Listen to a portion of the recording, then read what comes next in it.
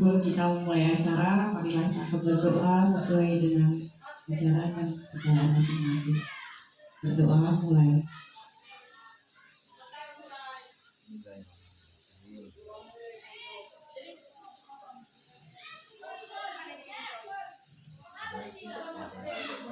Berdoa selesai. Susunan acara pembukaan yaitu diseminasi budaya positif oleh Fadilah Hasanah Parmen SPD selaku calon guru penggerak dari SMP 3 Luwu Dalam. Sebelum penyaji menyampaikan materinya, marilah kita menyanyikan lagu kebangsaan Indonesia Raya. Hadirin mohon berdiri.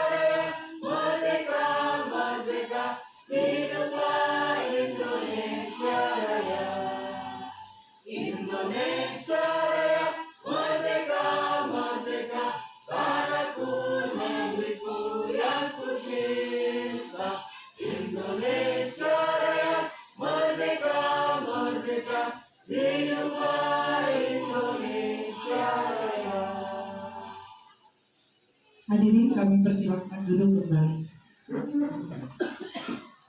Untuk selanjutnya, kata sambutan dari Bapak Kepala Sekolah atau yang mewakili dari Ibu Wakil Kepala Sekolah bagian kurikulum.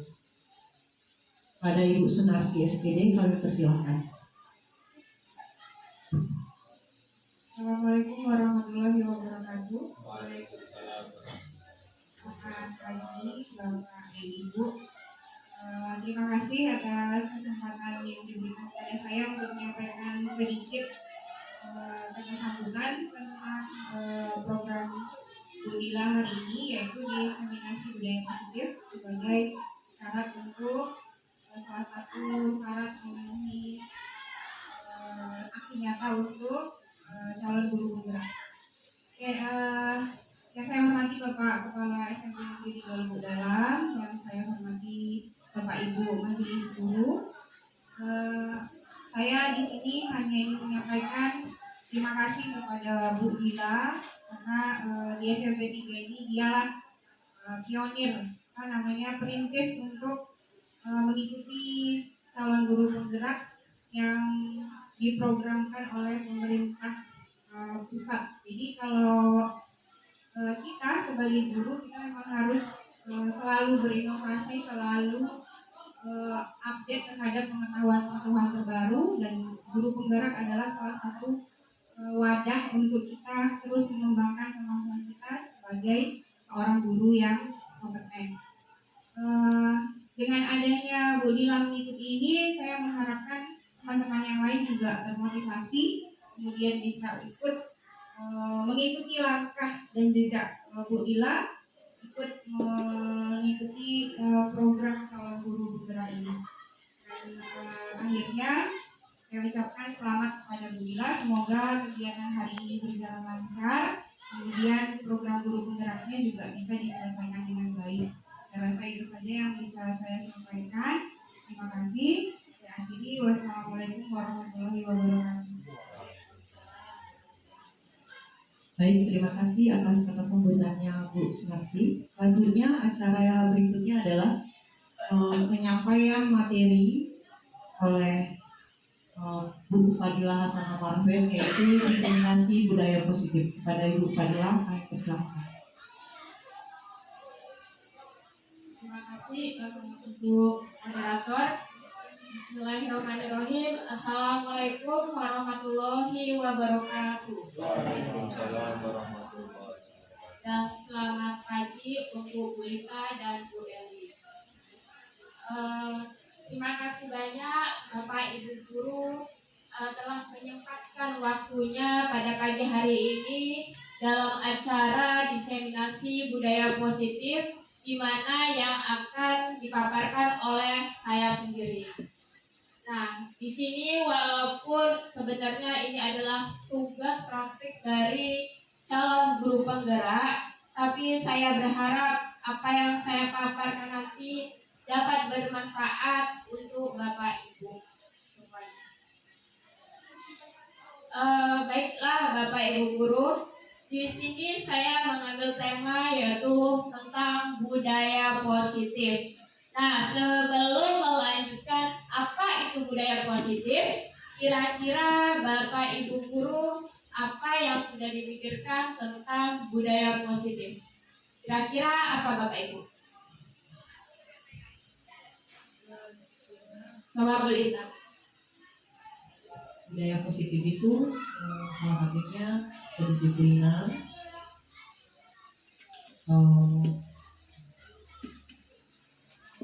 Ya, salah satunya kedisiplinan. Ada lagi Bapak Ibu?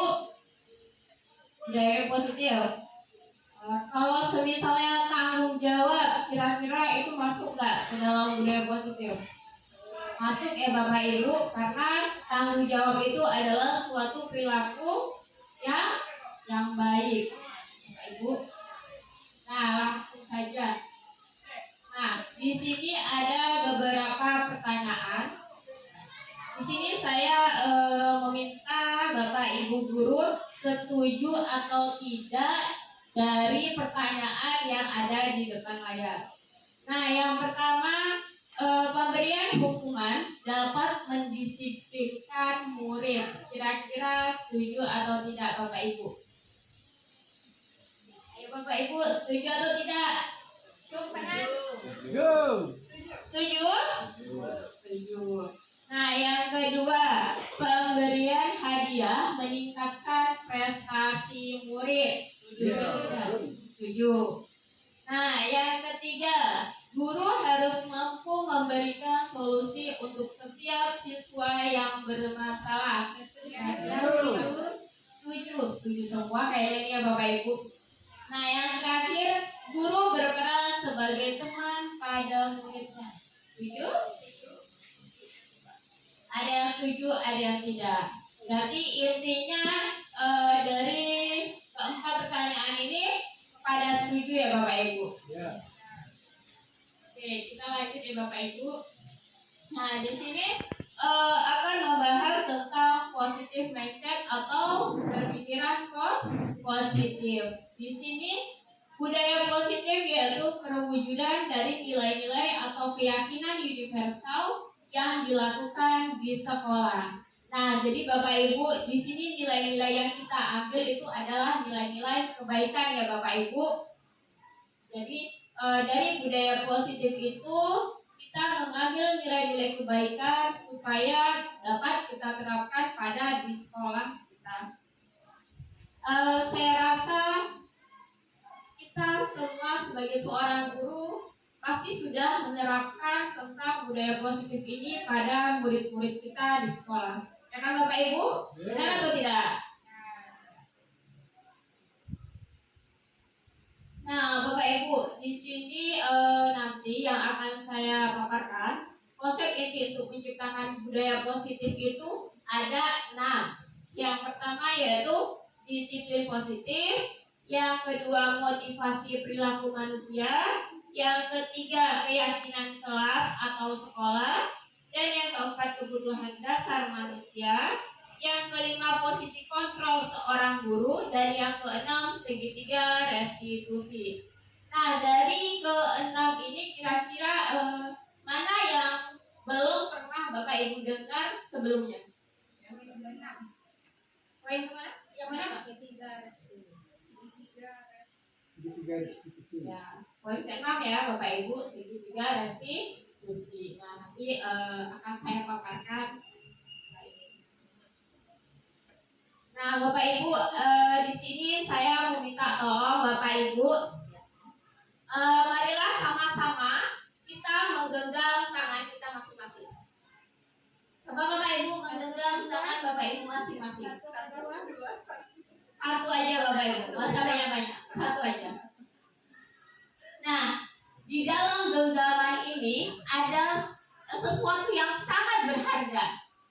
Nah, kira-kira bayangkan aja, kira-kira ada sesuatu yang sangat berharga. Nah, jadi menurut Bapak Ibu, sesuatu yang berharga itu bisa terbuka atau akan tetap Bapak Ibu genggam. Kira-kira gimana Bapak Ibu? Ada yang mau membukanya atau ada yang tetap teguh untuk menggenggam?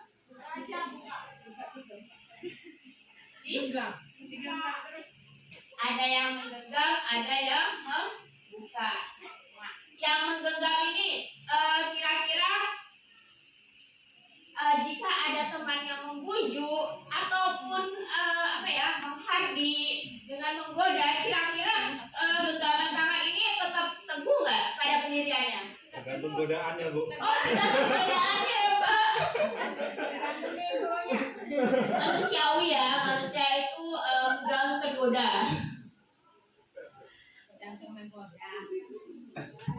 Nah, udah, terima kasih ya Bapak Ibu. Udah, bisa dilepas Bapak Ibu. Nah, jadi Bapak Ibu, kira-kira nih menurut Bapak Ibu yang dapat mengontrol diri kita sendiri itu siapa? Diri kita sendiri. Orang lain atau diri kita sendiri? Jadi sebenarnya diri kita sendiri Bapak Ibu yang dapat mengontrol diri kita. Seperti genggaman tangan tadi. Genggaman tangan tadi itu kan sesuatu yang sangat berharga yang Bapak genggam, ya kan? Nah, Bapak Ibu guru ini mau nggak sesuatu yang berharga ini Bapak buka atau Bapak lepaskan begitu saja? Walaupun misalnya ada yang memiliki pendirian yang sangat teguh, ya kan? Dengan godaan yang berbagai macam, ada yang tetap bertahan akan prinsipnya atau pada genggaman tangannya. Bahwasanya itu yang sangat berharga untukku, itu yang akan kujaga dan itu tidak akan terbuka. Nah, sebenarnya itu dari diri sendiri ya Bapak Ibu. Walaupun ada godaan yang menerpa, akan tetap bertahan. Nah, di sini ada paparan dari Dr. William Glasser dalam kontrol teori untuk meluruskan beberapa miskonsepsi tentang kontrol. Nah, yang pertama, benar nggak Bapak Ibu kalau guru itu yang mengontrol murid? Ada ilusi yang mengatakan bahwasanya gurulah yang mengontrol murid. Gimana Bapak Ibu? Menurut Bapak Ibu?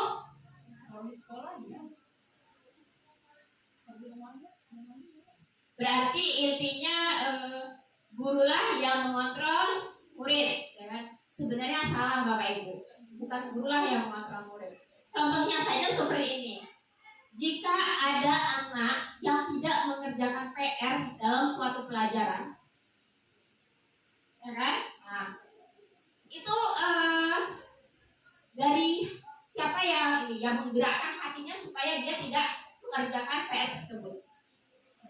Dirinya sendiri kan, bukan karena guru. Bahkan bapak ibu guru akan memberikan konsekuensi jika seorang anak itu tidak akan mengerjakan PR atau tugas, ya kan bapak ibu? Jadi kembali lagi terhadap kontrol diri anak tersebut. Bagaimana dia dapat mengontrol dirinya sendiri. Aku nggak mengerjakan PR. Aku mau mengerjakan PR. Nah, itu adalah kontrol dari diri murid itu sendiri. Ya kan Bapak Ibu? Mudah-mudahan masih semangat ya Bapak Ibu. Dan yang selanjutnya ilusi bahwa semua penguatan positif efektif dan bermanfaat. Kira-kira menurut Bapak Ibu bagaimana? Kalau bermanfaatnya iya, kalau efektifnya belum tentu saya rasa. Ya, efektifnya belum tentu. Kalau bermanfaatnya udah pasti. Bermanfaatnya pasti ya. Kalau penguatan positif. Sebenarnya Karena masih ada Ya, jadi sebenarnya nggak bisa dikatakan ini sangat bermanfaat ataupun efektif ya Bapak Ibu guru. Kenapa? Karena misalnya gini, ada anak yang dapat juara, dia mendapatkan suatu hadiah kayak gitu. Nah, hadiah ini akan membuat iri dari salah satu temannya. Bukan berarti temannya itu akan termotivasi dari hadiah yang diberikan oleh anak yang mendapat juara tersebut. Nah, berarti kan itu tidak bermanfaat dan tidak efektif untuk temannya lainnya. Ya, atau tidak Bapak Ibu? Makanya kita sekarang itu sebenarnya nggak boleh Bapak Ibu di dalam rapor itu kita memberikan ranking 1, 2, atau 3 gitu kan. Kenapa? Karena dari kurikulum Merdeka ini kita belajar bahwasanya anak-anak itu memiliki skill yang berbagai macam. Kan Bapak Ibu? Ada anak yang pengetahuannya mungkin tinggi dan ada anak yang mungkin dia lebih suka praktek seperti itu Bapak Ibu. Jadi kita tidak bisa mengukur dari salah satu sisi aja gitu. Nah, selanjutnya ilusi bahwa kritik dan membuat orang merasa bersalah dapat menguatkan karakter. Nah, Bapak Ibu guru nih sering melakukan di dalam kelas. Pernah nggak melakukan kritik terhadap murid-murid? Sering? Nah, kira-kira menurut Bapak Ibu kritikan itu sangat bermanfaat nggak terhadap anak? Atau menurut Bapak Ibu anak itu setelah dikritik anak itu berubah akan jauh lebih baik? Atau malah jika dikritik anak tersebut akan menubal di belakang, ibu ini kok kayak gitu sih, sudah saya buat tugasnya bagus-bagus, ada aja yang nggak diterima. Ya kan Bapak Ibu? Karena seberapapun apa yang dicapai anak-anak itu perlu diberi apresiasi. Dan selanjutnya ilusi bahwa orang dewasa memiliki hak untuk memaksa. Bagaimana Bapak Ibu? Tidak setuju ya? Bahwasanya orang dewasa itu memiliki hak untuk memaksa. Pernah nggak Bapak Ibu memaksa murid-muridnya? Nah juga. Sebenarnya itu tergantung kondisi ya Bapak Ibu. Manusiawi juga kita memaksa sama yang lebih muda atau yang lebih kecil seperti itu. Nah, selanjutnya bagaimana seseorang bisa berubah dari paradigma stimulus respon kepada pendekatan teori kontrol. Nah, stimulus responnya terhadap teori kontrol. Teori kontrol itu yang dapat dikendalikan oleh Bapak Ibu. Nah, di sini ada realitas atau kebutuhan kita itu sama ya Bapak Ibu. Sedangkan teori kontrolnya yaitu realitas atau kebutuhan kita berbeda. Nah, sebenarnya kalau diri kita yang mengontrol sendiri itu pasti memiliki kebutuhan yang berbeda. Nah, selanjutnya semua orang melihat hal yang sama. Dan pada posisi teori kontrol, setiap orang memiliki gambaran yang berbeda. Nah, udah jelas ya Bapak Ibu. Kembali ke diri lagi. Selanjutnya ada kita mencoba mengubah orang agar berpandangan sama dengan kita. Berarti egois ya Bapak Ibu ya. Nah, dan untuk teori kontrolnya kita berusaha memahami pandangan orang lain tentang dunia. Berarti kita harus berusaha memahamkan orang lain itu bagaimana sih dunia itu. Selanjutnya perilaku buruk dilihat sebagai suatu kesalahan. Banyak kan Bapak Ibu dari kita, jika ada anak-anak yang berperilaku buruk, itu adalah suatu kesalahan. Benar atau enggak Bapak Ibu? Betul ya kan Bapak Ibu? Sebenarnya semua perilaku itu kan memiliki tujuan. Apa maksud dan tujuan dari perilaku tersebut? Nah, selanjutnya orang lain bisa mengontrol saya. Nah, sebenarnya kalau pada teori kontrol, hanya diri kita lah yang bisa mengontrol diri sendiri. Nah, yang selanjutnya ada saya bisa mengontrol orang lain. Balikan dari di atas, bahwasanya kita tidak bisa mengontrol orang lain. Yang selanjutnya, pemaksaan ada pada saat rujukan gagal. Nah, teori kontrolnya kolaborasi dan konsensus menciptakan pilihan-pilihan baru. Dan yang terakhir, model berpikir menang atau kalah. Dan teori kontrolnya yaitu model berpikir menang. Ya, pasti menang. Pasti menang. Nah, ini Bapak Ibu. Yang pertama tadi kan disiplin positif ya Bapak Ibu. Nah, di sini disiplin positif itu merupakan salah satu cara penerapan disiplin yang bertujuan untuk menumbuhkan kesadaran serta memberdayakan anak untuk melakukan sesuatu itu tanpa sogokan, ancaman maupun hukuman. Jadi sebenarnya disiplin positif itu semacam kesukarelaan yang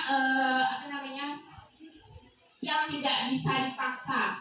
Kalau semisalnya disogok ataupun diancam itu karena adanya paksaan, bukan dari dirinya sendiri. Jadi semisalnya itu ada anak, jika kamu tidak jika kamu tidak mengikuti rohis misalnya seperti itu ya kan, ancamannya kamu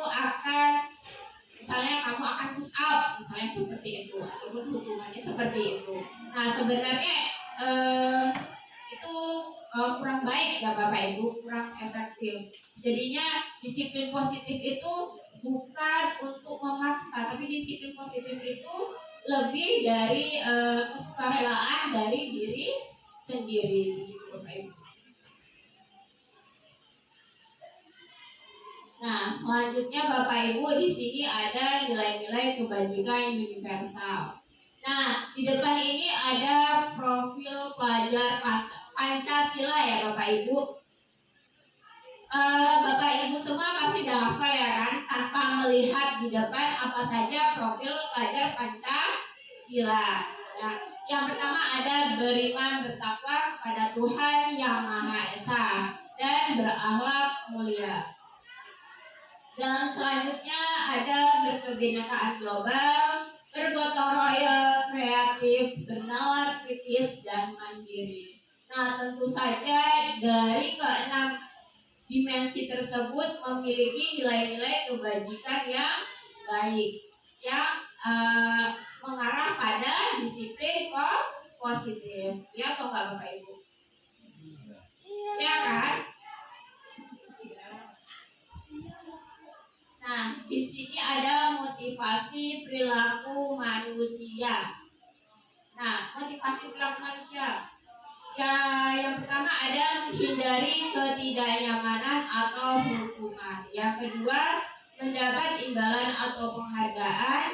Yang terakhir, untuk menjadi orang yang mereka inginkan dan menghargai diri sendiri dengan nilai-nilai yang mereka percaya. Kalau menurut Bapak Ibu pilih yang pertama, yang kedua, atau yang ketiga? Kira-kira yang sering Bapak Ibu lakukan itu yang mana?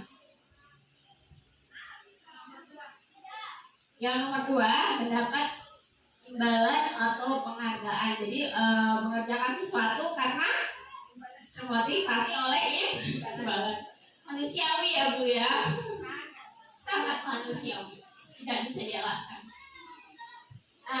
Nah, selanjutnya kita masuk pada hukuman, konsekuensi, dan restitusi. Nah, di sini ada tabelnya. Kelihatan Bapak Ibu dulu? Kelihatan. Kelihatan, kecil-kecil memang. Kelihatan tapi nggak jelas. Yang nggak kelihatan bisa pakai kacamata Bapak Ibu. Yang pertama yaitu ada pada kolom identitas gagal dan identitas sukses. Nah, nanti akan saya paparkan kenapa hukuman itu masuk kepada identitas gagal gitu. Sementara konsekuensi dan restitusi itu masuk identitas sukses. Di situ ya. Gitu.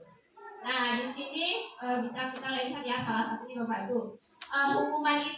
Hukuman itu sesuatu yang menyakitkan yang harus terjadi. Kira-kira menurut Bapak Ibu setuju atau enggak? Hukuman itu menyakitkan enggak sih? Enggak. Oh, ada yang enggak. Kebal ya berarti Pak. Ada yang mengasihkan. Ada yang tergantung hubungannya ya Pak. Itu yang kita pikirkan. Ya. Selanjutnya konsekuensi. Konsekuensi itu kan sesuatu yang harus terjadi.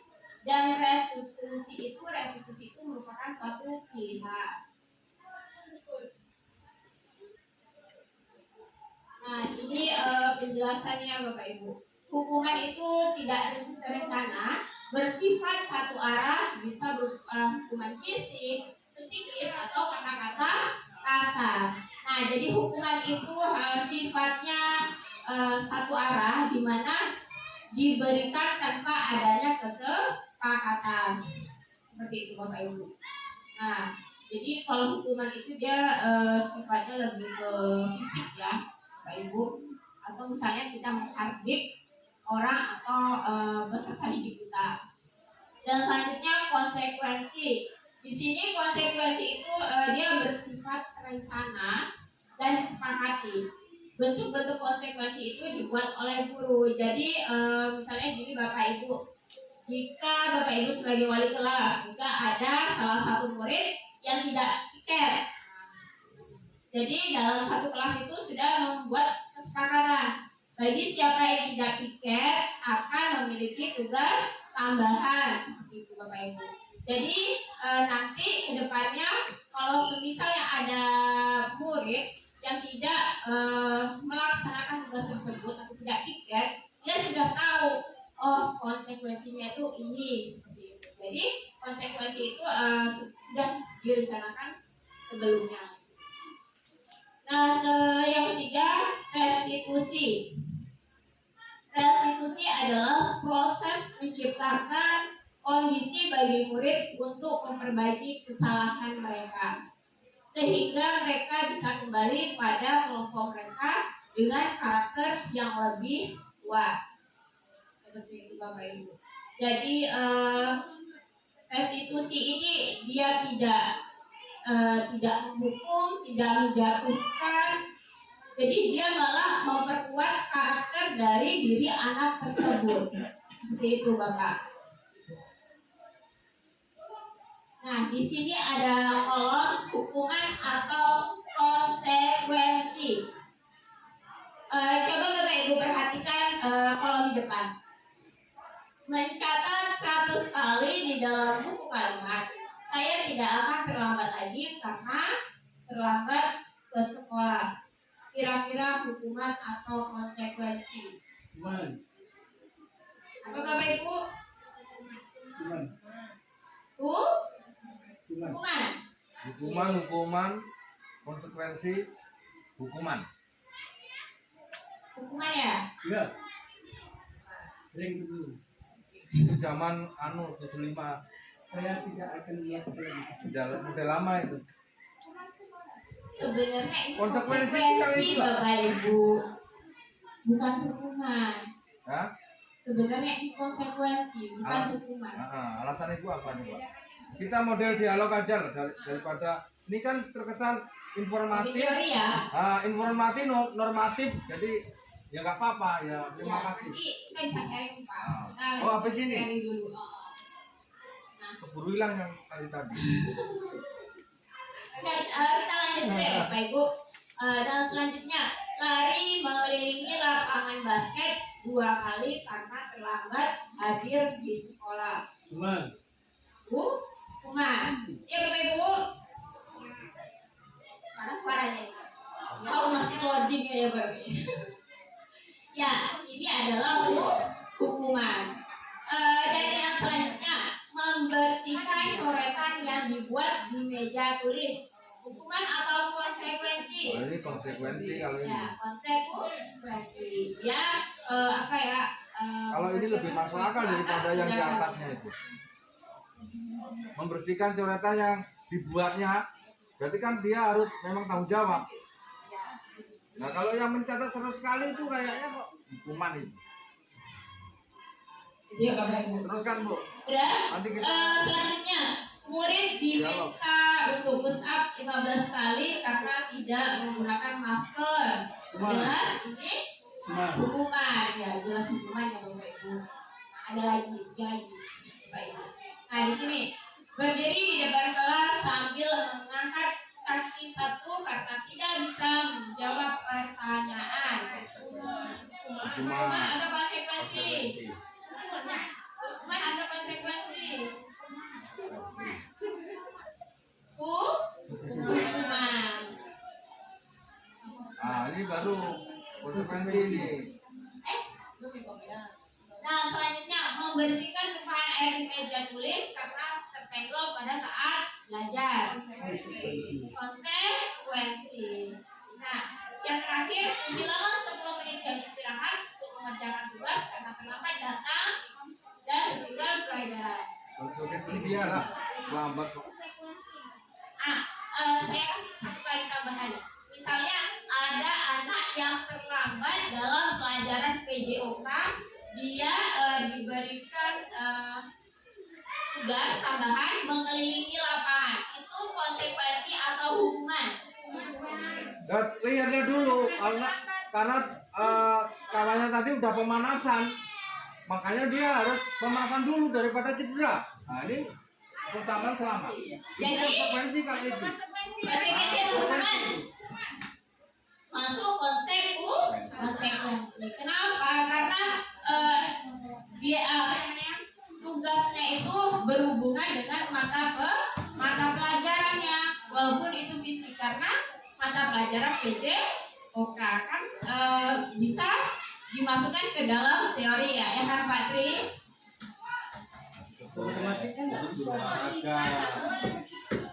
Jadi semuanya masuk ke PJOK nanti. Gak apa-apanya itu loh. Kan celah. Karena kalau fisik itu lebih ke PJOK gitu ya Pak ya. Iya. Jadi denda apa itu masuk ke PJOK nanti. Aman. Gaji ya ini. Aman tentram. Nah ini Bapak Ibu selanjutnya. Mengapa keyakinan kelas bukan peraturan kelas? Nah sebelumnya apa bedanya keyakinan kelas dengan peraturan kelas? Nah apa bedanya keyakinan kelas dengan peraturan kelas? Ini hal baru istilah ini Mak, keyakinan kelas. Keyakinan kan masalah tauhid, ini kok masalah kelas juga. Masih asing ya Bapak Ibu. Nah, coba tolong dijelaskan Bu. Nah jadi gini Bapak Ibu, kalau keyakinan kelas itu dia jatuhnya kepada kesepakatan antara murid dengan guru. Makanya terjadilah keyakinan kelas, di mana keyakinan kelas ini harus diyakini oleh seluruh warga yang ada di dalam kelas tersebut. Seperti itu Bapak. Kalau misalnya peraturan itu sudah dirapatkan oleh Bapak Ibu guru dan kepala sekolah tanpa melibatkan murid, ya kan?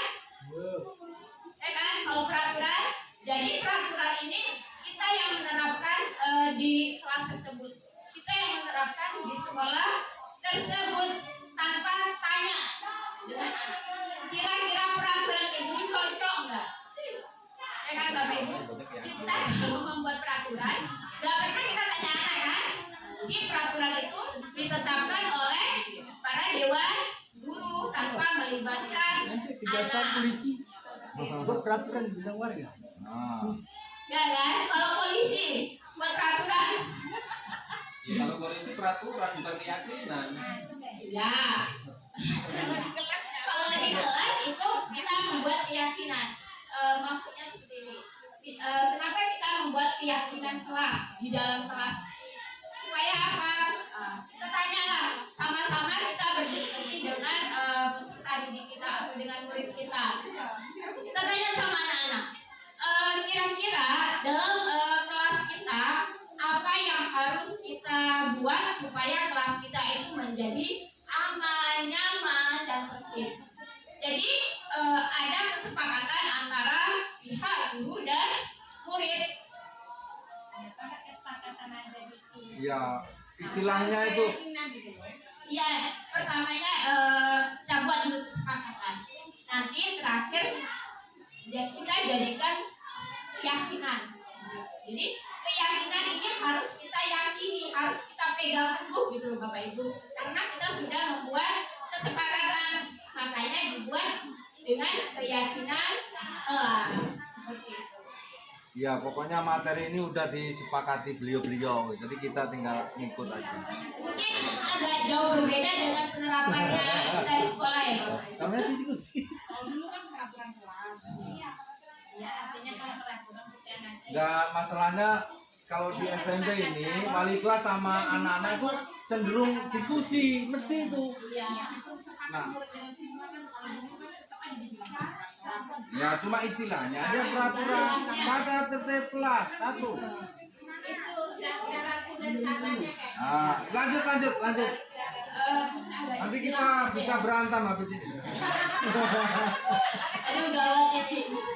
Dan yang selanjutnya, mengapa kita memiliki peraturan tentang penggunaan helm pada saat mengendarai kendaraan bermotor? Nah, mengapa Bapak Ibu? Kira-kira mengapa kita memiliki peraturan itu tentang penggunaan helm? Sebenarnya karena apa peraturan itu dibuat? Ya untuk dilanggar. Sebenarnya untuk melindungi kita ya kan, Ya. bukan untuk menghindari dari Pak polisi, ya kan Bapak Ibu. Jadi sebenarnya peraturan itu dibuat untuk dibuat untuk menciptakan supaya lebih tertib lagi, lebih aman lagi seperti itu. Makanya pihak-pihak tertentu membuat peraturan tentang penggunaan helm tersebut. Nah, yang kedua, mengapa kita memiliki peraturan tentang penggunaan masker dan mencuci tangan setiap hari?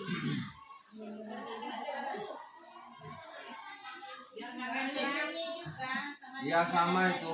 Sebenarnya sama-sama melindungi ya Bapak Ibu guru. Kalau takut polisi dari dalam langsung ada polisi.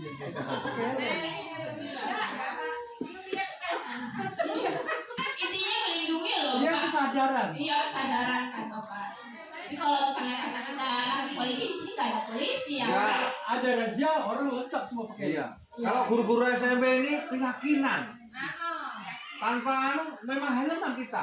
Karena yakin banyak. Karena yakin baik debu banyak apa kan, ya pakai helm aman. Oh iya, berarti kesadaran dirinya kuat ya untuk melindungi dirinya sendiri ya Bapak Ibu.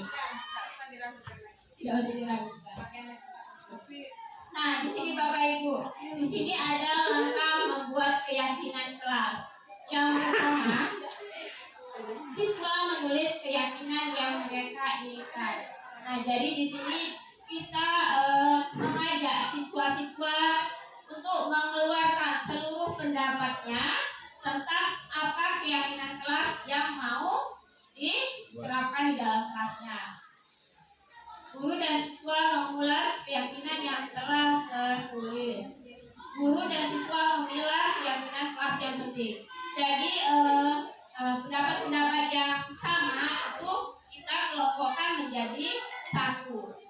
pastinya di antara beberapa murid memiliki pemikiran yang sama.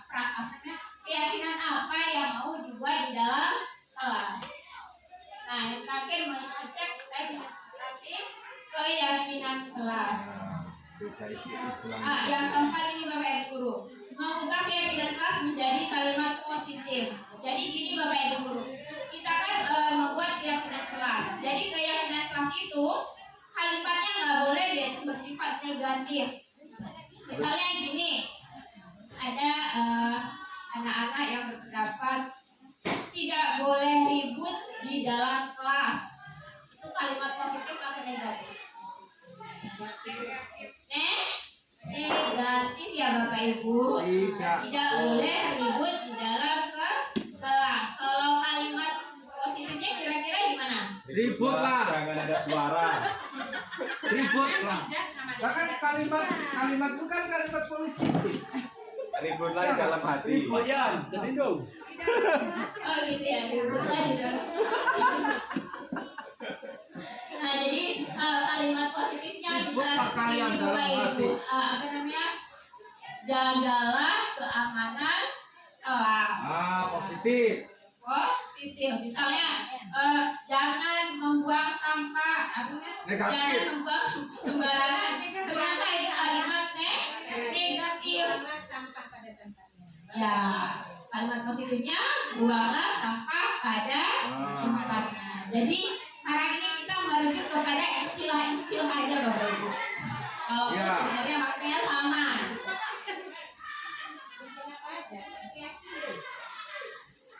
Dan nih ada 5 posisi kontrol guru.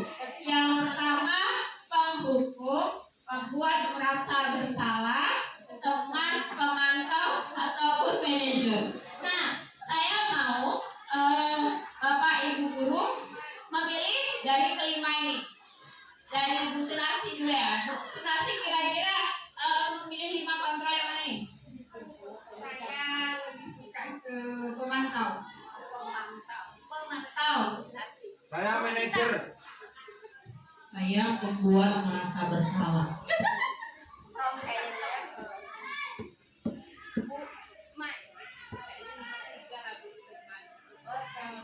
Ada kalau Bu Mai jadi pokoknya teman dia. Pak Patri. Karena saya bermain basicnya penghukum nomor 1. Emang bapak-bapak ini sukanya yang keras-keras kan? Kalau ngeband aja dulu. Bayan. Kalau saya nomor 5 manajer. Karena manajer itu bisa semuanya dilakukan. Berarti guru yang sudah bisa gitu ya. Kalau saya nomor 2 yang membuat merasa bersalah. Kalau Bu Ida, kalau saya nomor 3 dan bisa juga nomor 4. 1, bukan 2. Berarti gini Bapak Ibu.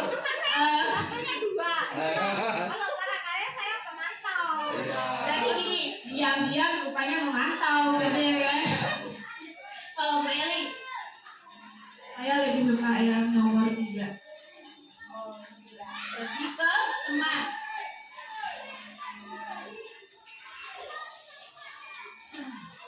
Kita lihat ini ada. Saya tidak ada sendiri penghukum.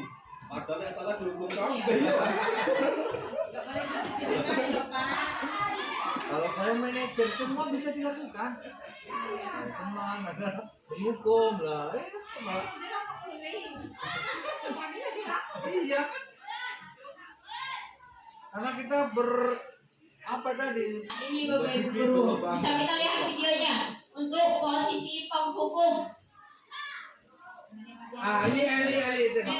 Siapa penghukum tadi? Ayo Bu. Hei kamu, jangan kayak Bu Eli lah tengok.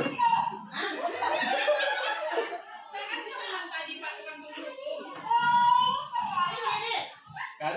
Kiri kan? Dan dia. Sempoknya apanya? Apa tuh?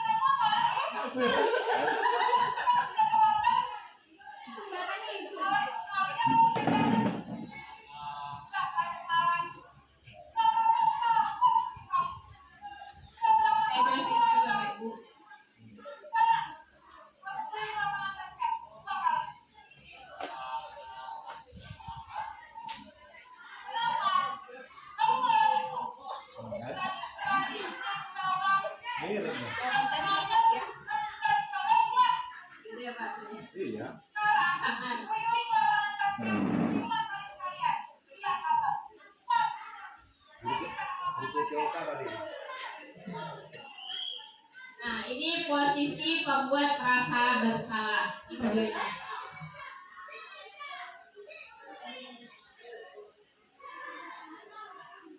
Ada lagi kan?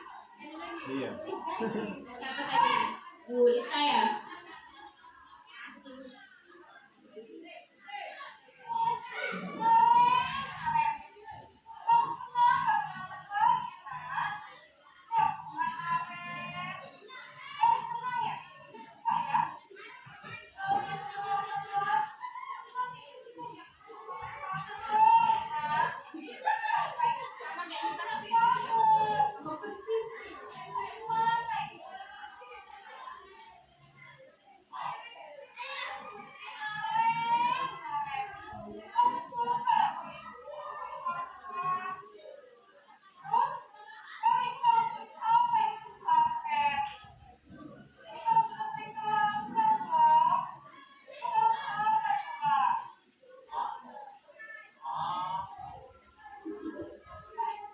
Salah kali kayaknya.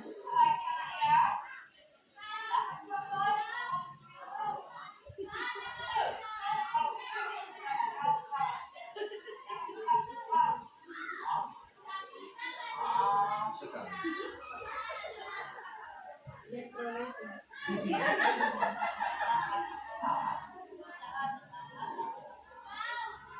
Nah, ini posisi teman.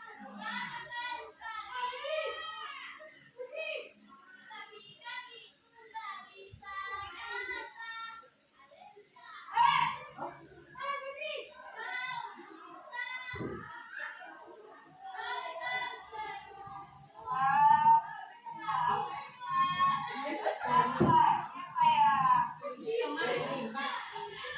Karena teman ya Bapak Ibu.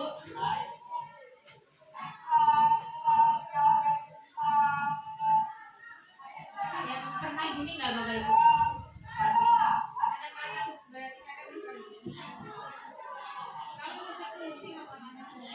Ada ya.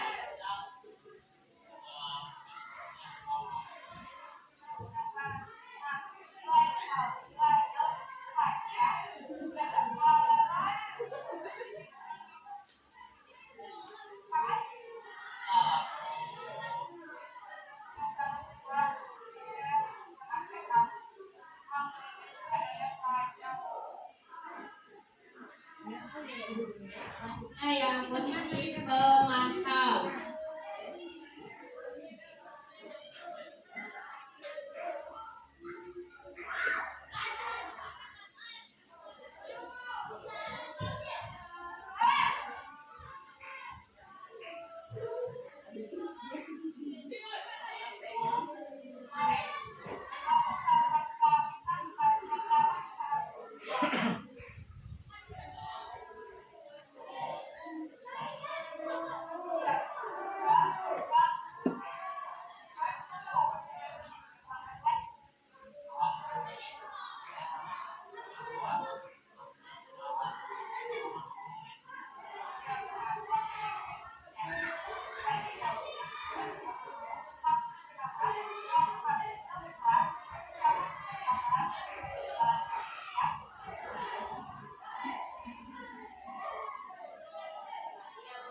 Terakhir posisi manajer.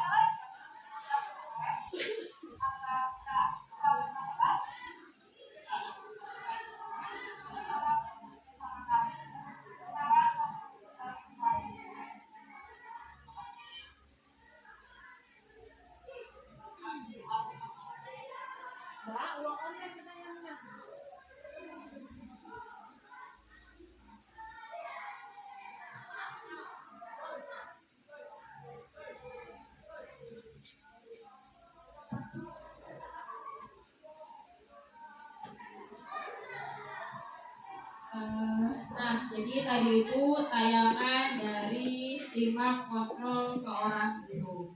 Nah, dari masing-masing tadi Bapak Ibu guru ada yang memilih sebagai penghukum, sebagai teman, sebagai pembuat rasa bersalah, ataupun sebagai manajer. Nah, di sini ada penjelasannya. Yang pertama, penghukum.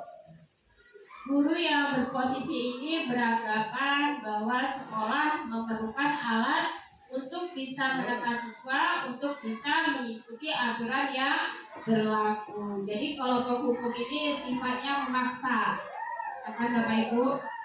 Nah, selanjutnya pembuat merasa bersalah. Pada posisi ini, guru cenderung mengeluarkan kata-kata yang jauh lebih lembut dibandingkan pada posisi penghukum.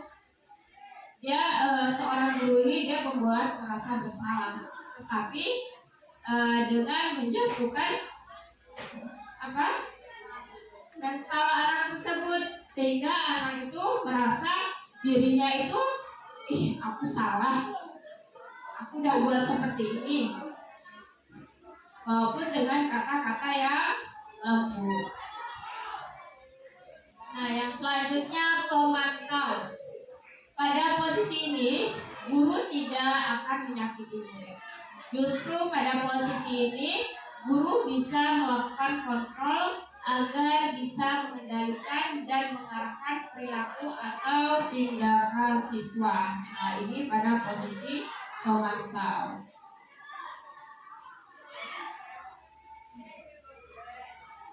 Nah, yang terakhir manajer. Guru sebagai posisi manajer berarti berperilaku layaknya seorang mentor yang memberikan arahan, bimbingan, mendukung tindakan siswa, mempertanggungjawabkan tindakannya, sekaligus memberikan arahan untuk menemukan solusi dari suatu permasalahan.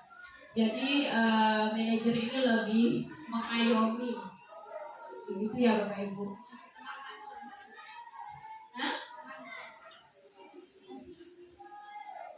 Nah, jadi kalau posisi teman ini dia lebih lebih menganggap antara kamu dan dia itu sama. Jadi tidak ada batasannya seperti itu Bapak Ibu antara guru dan siswa, tidak memiliki batasan.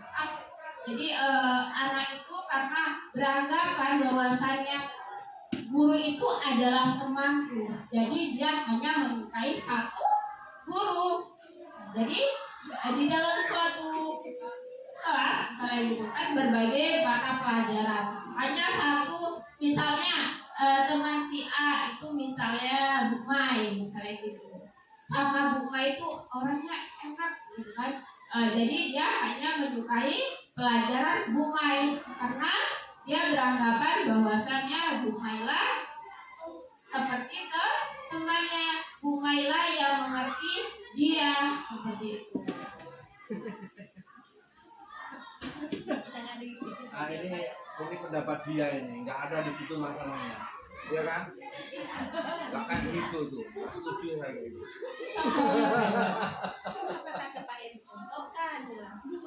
Kalau nggak ada memang di situ nggak ada ya teman tadi hapus dong. Udah, gitu aja. Oke. Udah, selanjutnya segitiga restitusi. Nah, ini yang tunggu-tunggu. Restitusi. Oh, restitusi. Restitusi ya Bapak Ibu.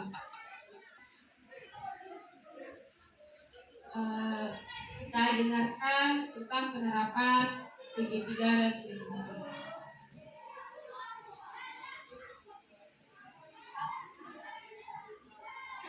Dengeran nggak Bapak Ibu? Oke ya. Nah,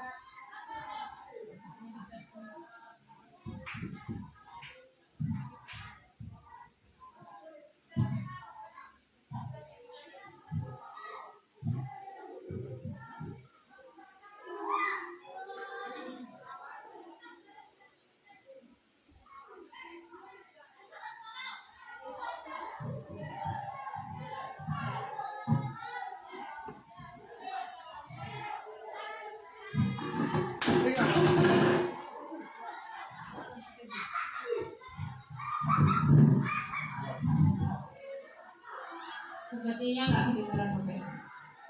Nah, jadi di sini segitiga restitusi. Saat guru di posisi manajer, aspek yang dikembangkan pada murid adalah motivasi intrinsik.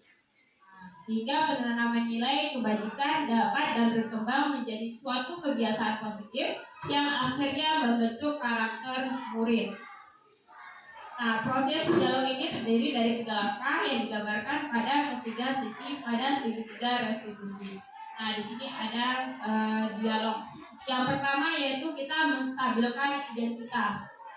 Yang kedua, validasi tindakan yang salah. Dan yang ketiga, menanyakan keyakinan.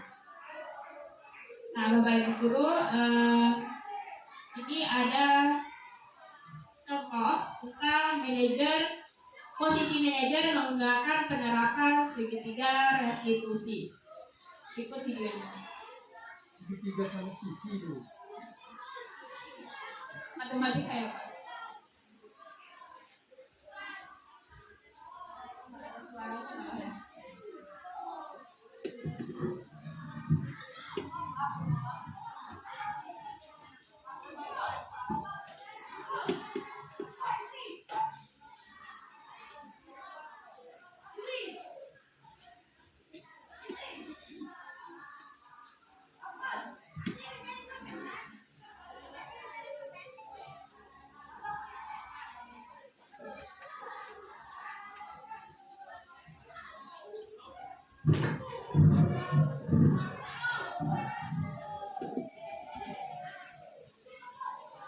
Nah, di sini Bapak Ibu, salah satu guru memanggil muridnya karena dia memiliki masalah. Nah, di sini si anak itu difitnah oleh teman sekelasnya.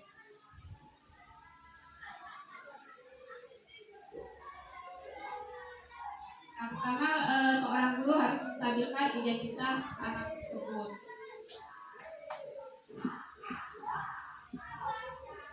Selanjutnya, validasi tindakan yang salah itu bertanya terhadap anak, kira-kira apa yang salah yang kamu lakukan? Kira-kira yang kamu lakukan itu salah atau tidak?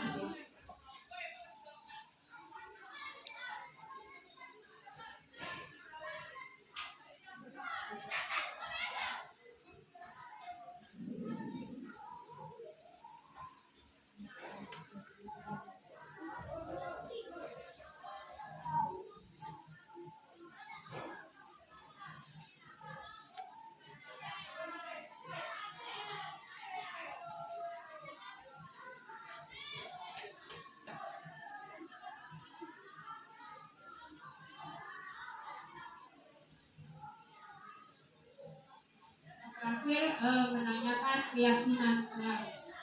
Nah, keyakinan apa yang sudah dibuat di dalam kelas?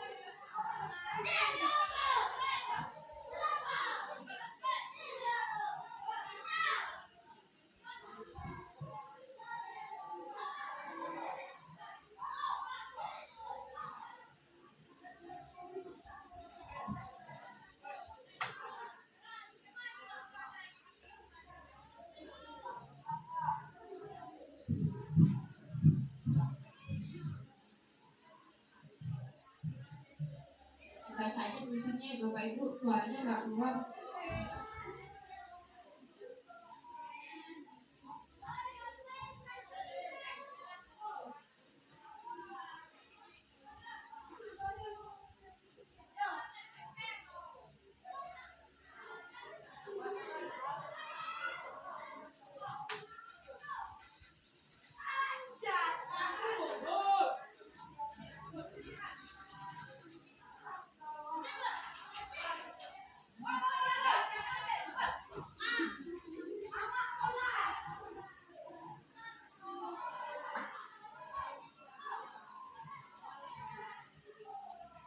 Jadi di posisi restitusi ini seorang guru itu membantu si anak bagaimana caranya memecahkan atau untuk si anak itu bagaimana supaya tidak melakukan kesalahan lagi, supaya anak tahu apa sih solusinya.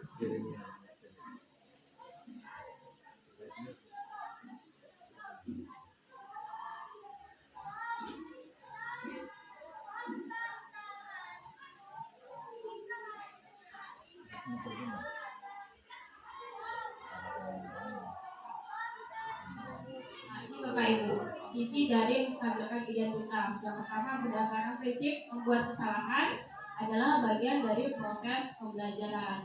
Yang kedua, berperan menggeser identitas murid dari identitas gagal ke identitas sukses. Nah, selanjutnya, jangan mengkritik murid yang sedang mengalami identitas gagal. Nah, ini ada beberapa pertanyaan yang bisa kita lakukan pada saat memproses anak tersebut. Bisa yang pertama, membuat kesalahan sesuatu yang wajar. Manusia itu tidak ada yang sempurna. Kita bisa memperbaiki masalah ini. Dan yang terakhir, saya tidak menyalahkan kesalahannya, tetapi fokus pada memperbaiki masalah.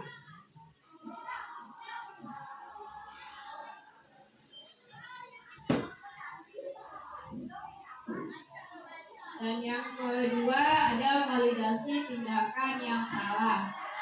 Yang pertama yaitu berdasarkan prinsip setiap perilaku berupaya memenuhi suatu kebutuhan tertentu.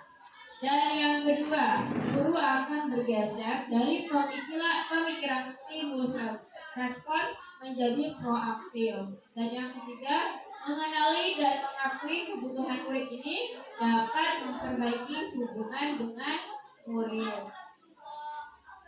Yang keempat, pernyataan pertanyaan disampaikan dengan nada suara tidak menghakimi ataupun memojokkan. Nah, di sini ada beberapa contoh ajukan pertanyaan. Yang pertama, kamu bisa saja bertindak lebih gegabah lagi dari ini.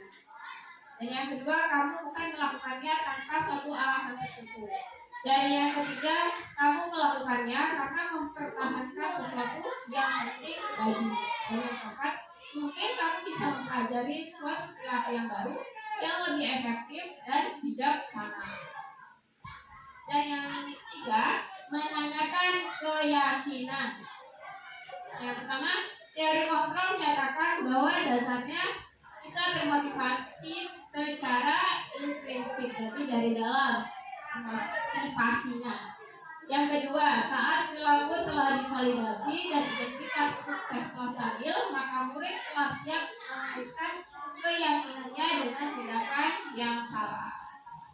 Nah, jadi dia ditanya dulu, kira-kira kamu maunya seperti apa? Sebagai keluarga atas apa yang kita yakini, apa yang kita yakini atau kembali lagi kepada peraturan kelas. Yang kedua, nilai-nilai apa yang telah kita sepakati. Yang ketiga, seperti apa gambaran sebuah kelas yang ideal bagi kamu. Dan yang keempat, kamu ingin menjadi orang seperti apa.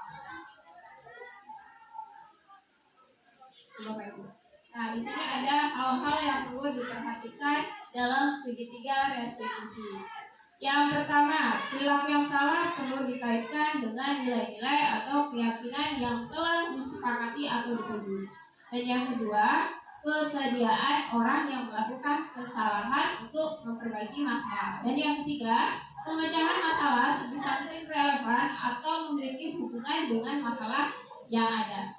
Yang keempat, perlu adanya suatu usaha perbaikan dari pihak yang berbuat kesalahan. Dan yang terakhir, perlu didedikasikan waktu dari pihak yang berbuat kesalahan. Tanyakan kapan akan mulai berlakukan usaha untuk memperbaiki masalah. Jadi di sini tujuannya mencari solusi supaya si anak itu mengalami perubahan. Gitu, Bapak Ibu. Itulah tujuan dari segitiga restitusi tadi. Itulah tahap-tahap dari segitiga restitusi.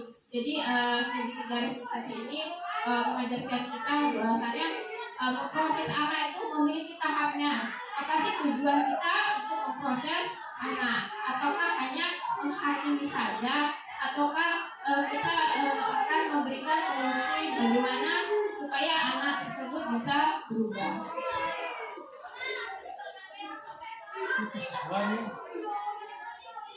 Makanya nanti bisa saya bilang. Nah, yang terakhir Bapak Ibu, yang terakhir Bapak Ibu, udah capek ya Bapak Ibu, sampai mendengarkan saya.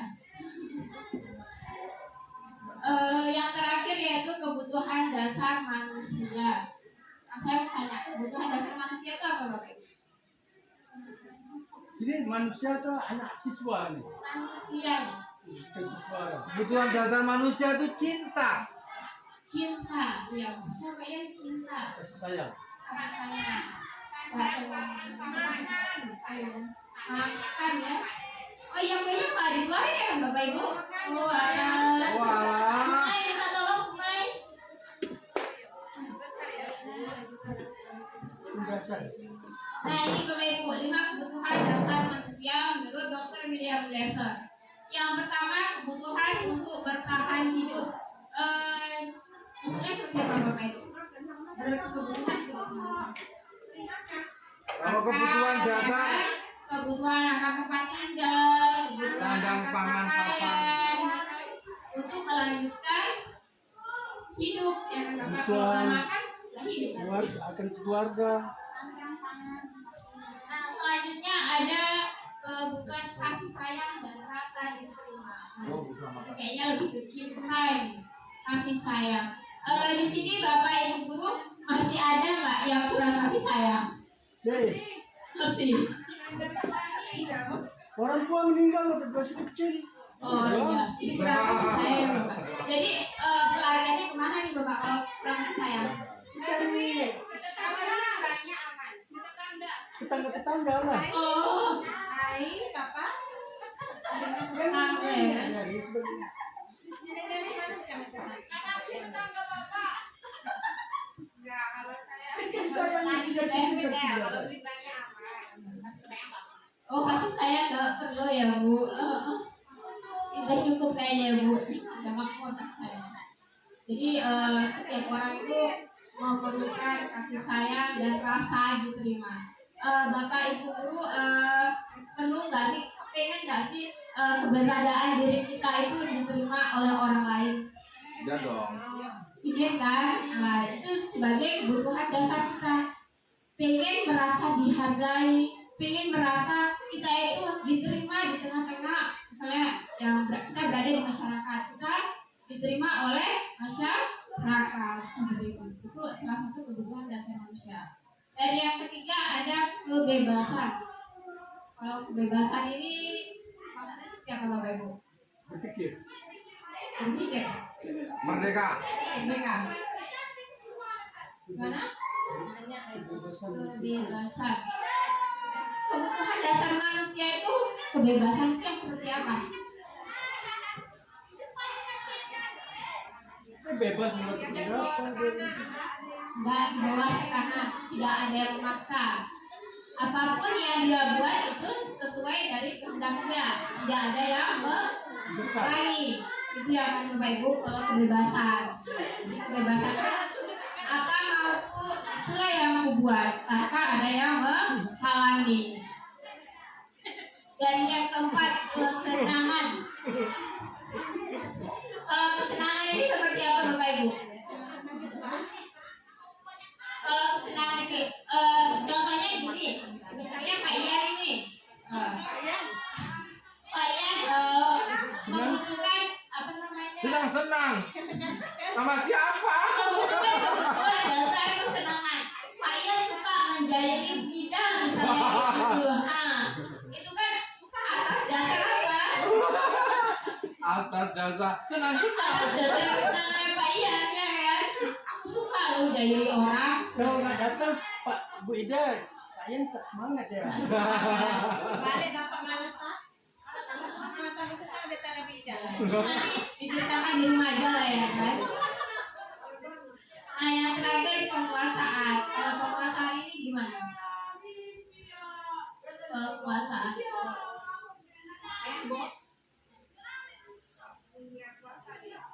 Penguasaan.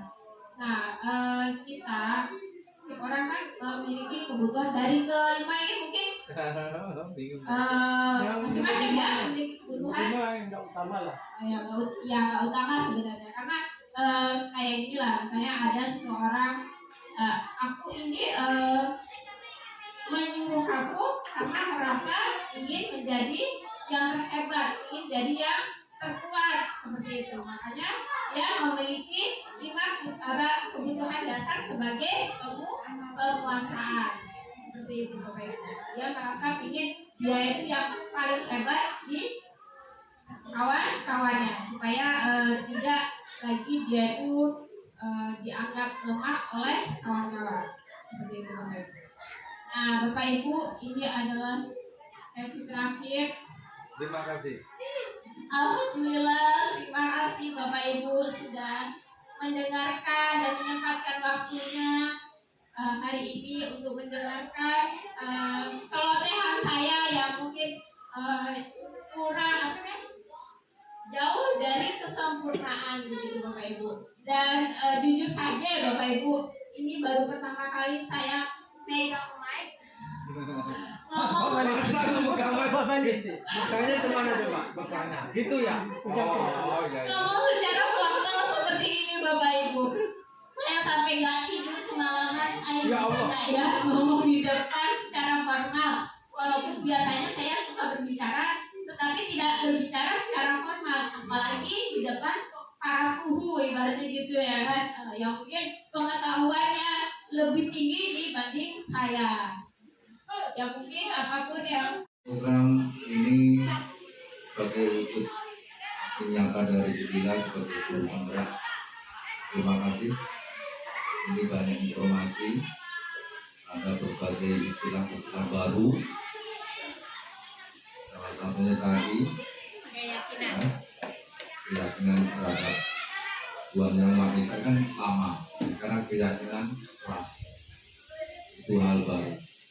Sebetulnya sih istilah baru itu sudah kita praktekkan kalau di sekolah kita ini, karena masuk dalam pembelajaran atau tahun pelajaran baru pastilah Bapak Ibu guru mengawali pembelajaran beliau ini dengan sebuah kontrak belajar. Nah, di mana kontrak belajar itu selalu diajak dialog.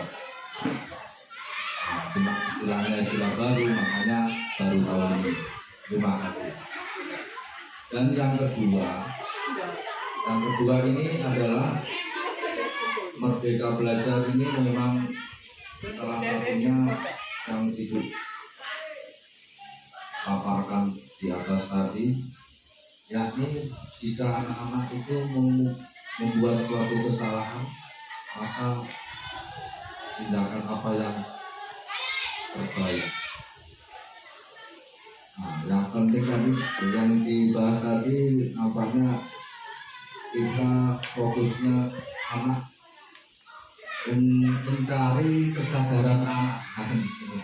Ini kalau untuk tingkat SMP ini membutuhkan proses yang agak panjang. Tapi diyakini bahwasanya siswa itu pinter karena Tuhan dan dirinya sendiri. Tugas kita itu fasilitator. Untuk itu banyak-banyak menggugah hati, kan gitu. Sementara menggugah hati yang bagaimana, itu yang perlu didiskusikan. Kalau anak-anak nggak kerjakan PR, kemudian dia biar gimana dia sadar, ya dia nggak bakal sadar, saya yakin. Malah enak guru itu lembek. Nah, begitu, karena semua tergantung daerah, lingkungan.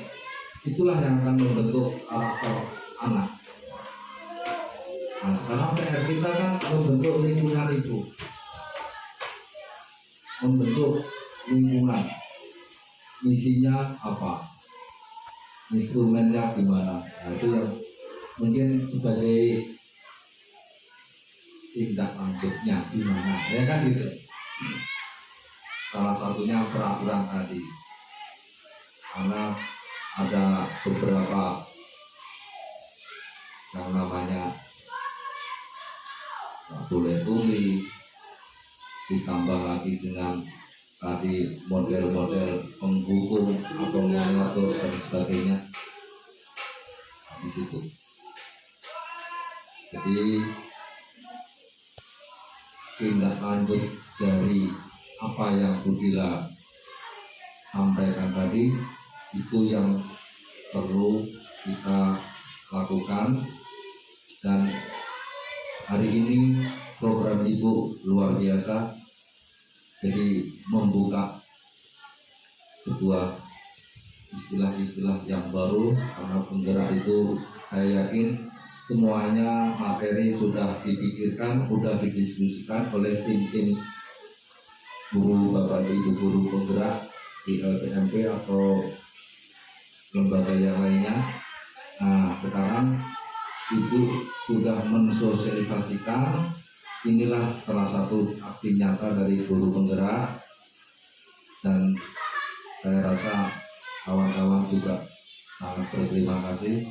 Cuma sekali lagi tindak lanjutnya tadi, nah ini yang perlu kita diskusikan, karena banyak hal-hal yang perlu kita diskusikan, seperti kesiswaan punya program seperti tadi itu, nah, itu gimana? Itulah refleksi pendapat saya, kurang lebihnya mohon maaf. Assalamualaikum warahmatullahi wabarakatuh. Buka orang ayah, gelap.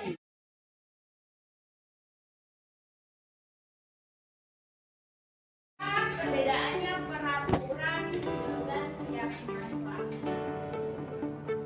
Relasinya? Tahu ya kan?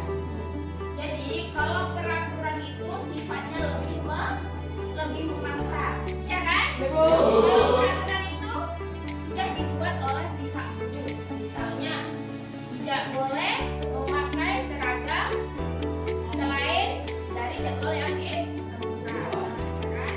Jadi itu sifatnya memaksa, ya kan? Nah, kalau keyakinan kelas ini kita buat atas dasar keyakinan antara kamu dan guru, ya kan? Jadi biar sama-sama enak dan biar sama-sama nyaman dan aman kita saat di dalam kelas. Nah, jadi hari ini Ibu mau kalian mengeluarkan ide-ide kalian tentang keyakinan kelas.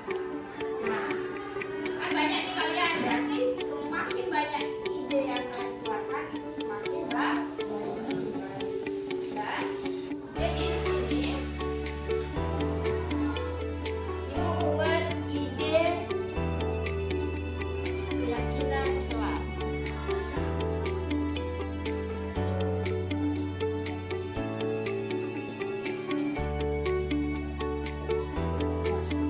Jadi nanti kalian isi tentang keyakinan kelas ini, apa yang mau kalian buat di dalam kelas ini, kalian isi di dalam kertas ini, ya. Dan nanti setelah kalian isi di dalam kertas ini, kalian tempelkan ke papan tulis. Paham?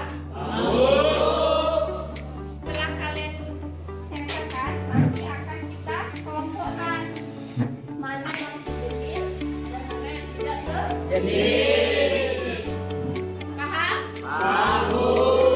Jadi Ibu bagikan ya ini ya.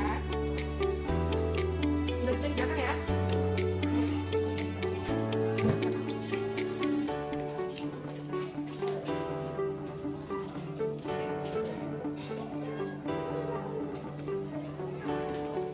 Kenapa Eri?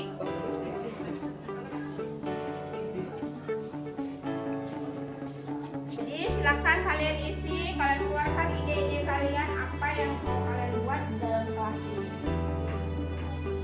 Ayo silahkan. Yang sudah nanti langsung ditempel ke papan tulis.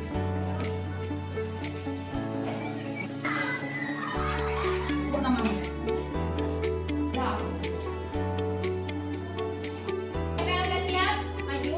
Silahkan tempel.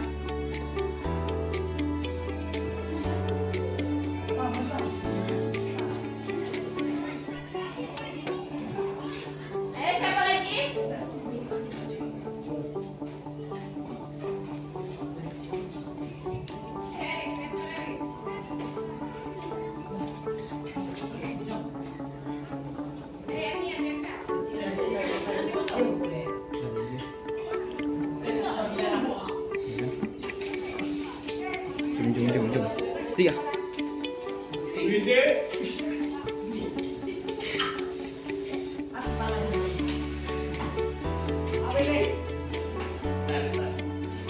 Ayo, siapa lagi?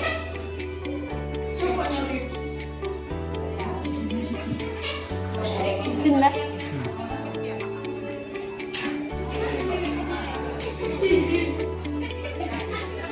Ayo lagi aja.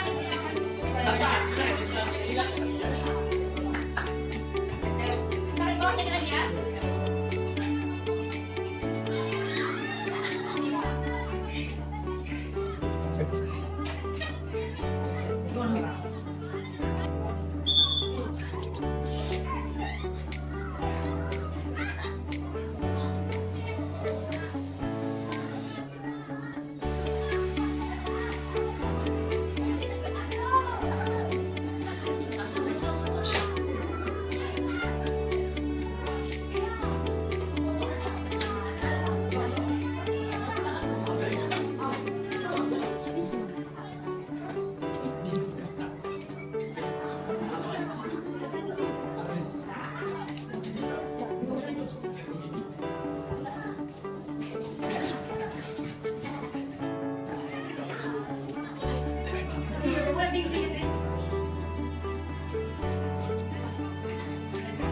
Ya, ada semua. Saya lagi.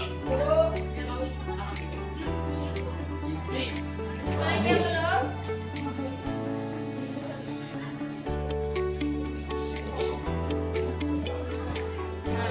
Udah ada semua ya? Berarti ini adalah hasil dari ide kalian untuk membuat keyakinan kelas. Sekarang kita baca satu ya, kita kelompokkan. Coba dua orang maju, Anggun sama Rian maju.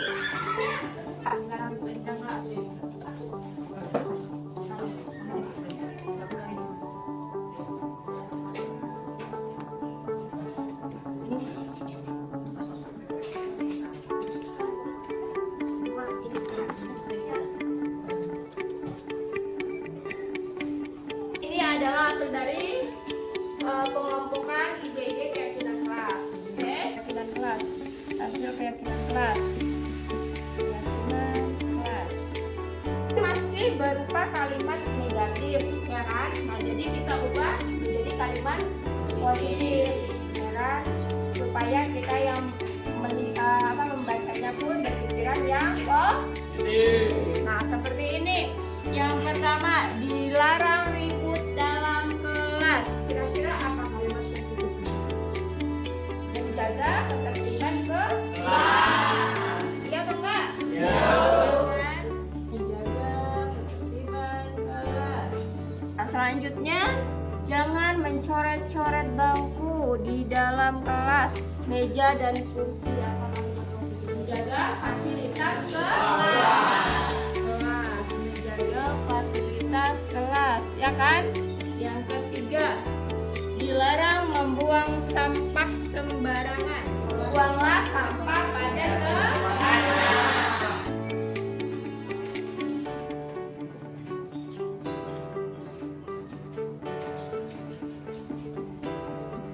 Yang keempat, tidak boleh memakai sepatu di dalam kelas. Menjaga kebersihan supaya kelasnya tidak kotor dari hasilnya kan.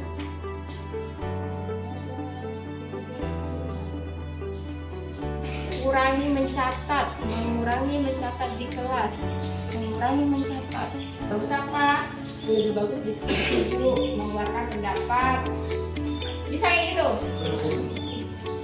Bisa nggak itu dibuat dalam keyakinan kelas? Bisa sebetulnya ya.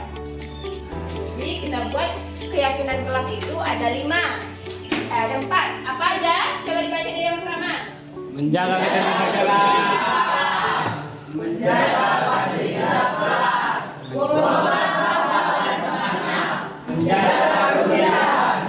Nah, jadi ini adalah hasil dari keyakinan kelas kalian. Nah, jadi keyakinan kelas ini nanti kalian buat di dalam karton, kalian tempelkan ke dinding supaya kalian selalu membaca. Oh, kita nggak boleh kayak gini, kita nggak boleh kayak gini nih, harus kita jaga nih, ya kan? Tanpa diperintah kalian sudah tahu, karena ini ini yang membuat antara kalian dengan guru, ya kan? Baik, terima kasih. Ya. Selamat pagi, nama saya Siti Melroma. Dengan adanya keyakinan kelas, saya merasa aman dan nyaman saat berada di dalam